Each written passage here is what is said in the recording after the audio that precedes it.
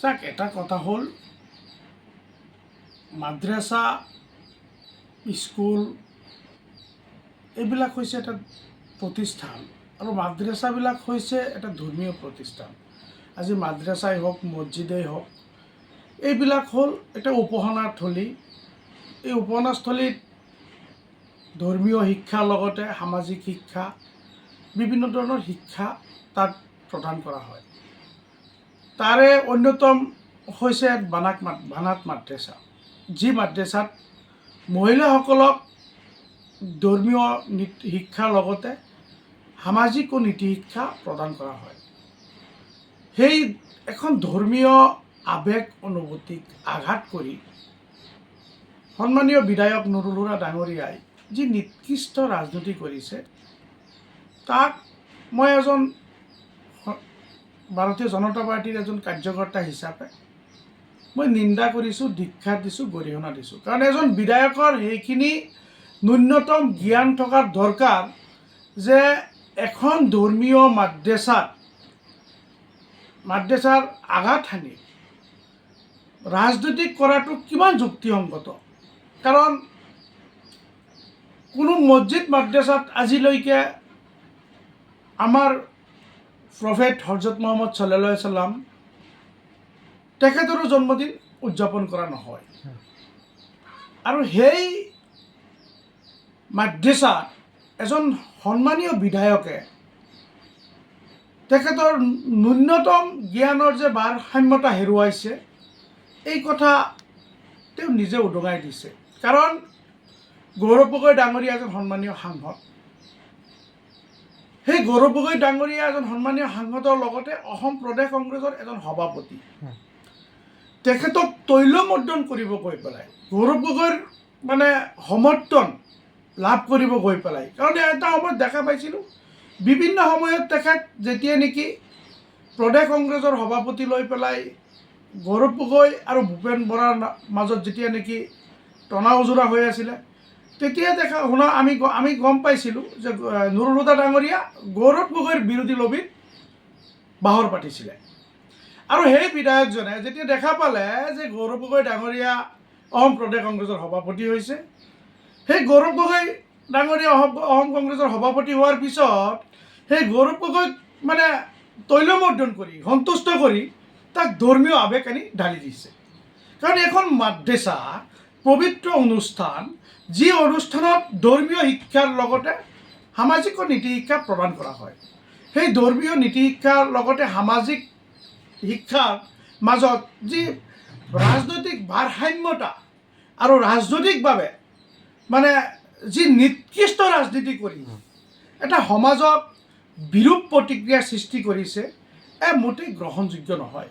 কাৰণ এজন বিধায়কে সেইকাৰণে মই কৈছোঁ এজন বিধায়ক হ'লে আজি চাওক আমাৰ ভাৰতীয় জনতা পাৰ্টিৰ যি নিকা স্বচ্ছতা আৰু নিকা আৰু যি ভাৱমূৰ্তি, যি নীতিৰ যি নীতি, সেই নীতি হৈছে উচ্চ শিক্ষিত আৰু এজন সৎ মানুহক ভাৰতীয় জনতা পাৰ্টিয়ে প্ৰাৰ্থিত্ব প্ৰদান কৰে। কংগ্ৰেছৰ যিখিনি বিধায়ক আছে আপুনি চাব, বিশেষকৈ সংখ্যালঘু বিধায়কখিনিৰ ভিতৰত ৰূপেট সমষ্টিৰ বিধায়ক নুৰুল হুদা ডাঙৰীয়া অন্যতম।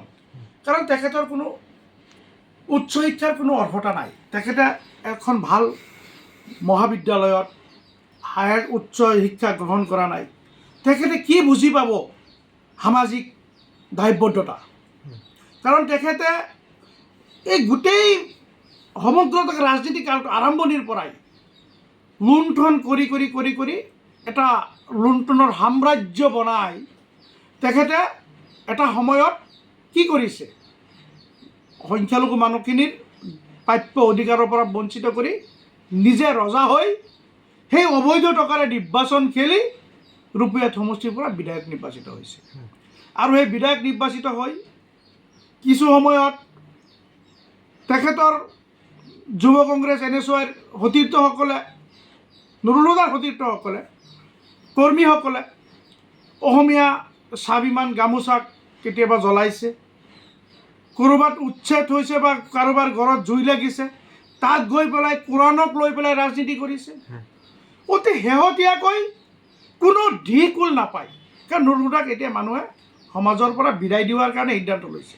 সেই সময়ত নুৰুল হুদা গৈ পেলাই যিখিনি মহিলা সম্পূৰ্ণ এটা পৰ্দাৰ আড়ালত তেখেতক ধৰ্মীয় শিক্ষাৰ লগতে নীতি শিক্ষা প্ৰদান কৰা হয়। আৰু সেই মহিলাখিনিক মুকলিভাৱে ওলাই আনি বিভিন্ন ধৰণৰ ল'ৰা দি পেলাই কংগ্ৰেছৰ কৰ্মী লগাই পেলাই সেই মানুহখিনিক সেই মহিলাখিনিৰ হাতত ছোৱালীখিনিৰ হাতত ফল মূল কিবাকিবি হাতত বিলাই দিছে। এই কথাটো আমাৰ ইছলাম বিৰোধী হৈছে, শৰীয়ত বিৰোধী হৈছে। কাৰণ সেইবাবে মই নুৰুল হুদাক কৈছোঁ আপুনি অধ্যয়ন কৰক, কাৰণ আপোনাৰ সেইখিনি ন্যূনতম জ্ঞান থকাৰ প্ৰয়োজন আছিলে। কাৰণ আপুনি যিটো সময়ত যি ধৰণৰ কাম কৰি সমাজত এক বিভেদকামী ৰাজনীতি কৰিব বিচাৰিছে, আপোনাক সকীয়াই দিছোঁ আপুনি এনেকুৱা ৰাজনীতিৰ পৰা আপুনি বিৰত থাকক। অন্যথাই সংখ্যালঘু অধ্যুষিত এলেকাৰ পৰা আপোনাক পিটি পিটি খেদা হ'ব। আপোনাক হেবাৰৰ বাবে সকীয়াই দিয়া হৈছে। আপুনি ইমান দিন সংখ্যালঘু মুছলমানক লৈ ৰাজনীতি কৰিলে, সংখ্যালঘু মানুহক লৈ ৰাজনীতি কৰিলে নিজৰ ভোট বেংকৰ স্বাৰ্থত। এতিয়া আপুনি মহিলাকো এৰা নাই। সদুৱে আপুনি মহিলা ছোৱালীসকলক, প্ৰাপ্তবয়স্ক মহিলা আৰু ছোৱালীসকলকো আপুনি এৰা নাই। আপোনাৰ এই নিকৃষ্ট ৰাজনীতিৰ পৰা যদি আপুনি অতি শীঘ্ৰে আপুনি ৰাইজৰ ওচৰত আঁঠুকাঢ়ি ক্ষমা খোজক। আৰু এনেকুৱা ধৰণৰ মহিলাসকলক লৈ পেলাই, কাৰণ আপোনালোকে জানে আমাৰ ভাৰতীয় জনতা পাৰ্টীৰ নীতি আৰু আদৰ্শ হৈছে মহিলাসকলক সবলীকৰণ কৰাৰ লগতে মহিলাসকলৰ নিৰাপত্তা সুনিশ্চিত কৰা।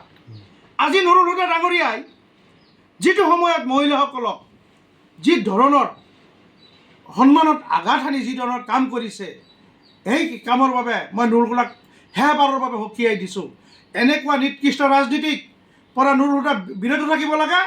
অন্যথাই নুৰুল হুদাক অনাগত দিনত এনেকুৱা ৰাজনীতিৰ পৰা যদি বিৰত নাথাকে, নুৰুল হুদাক ৰাজহুৱাভাৱে নুৰুল হুদাক পিটি পিটি সংখ্যালঘু অধ্যুষিত এলেকাৰ পৰা নুৰুল হুদাক খেদা হ'ব নিশ্চিত।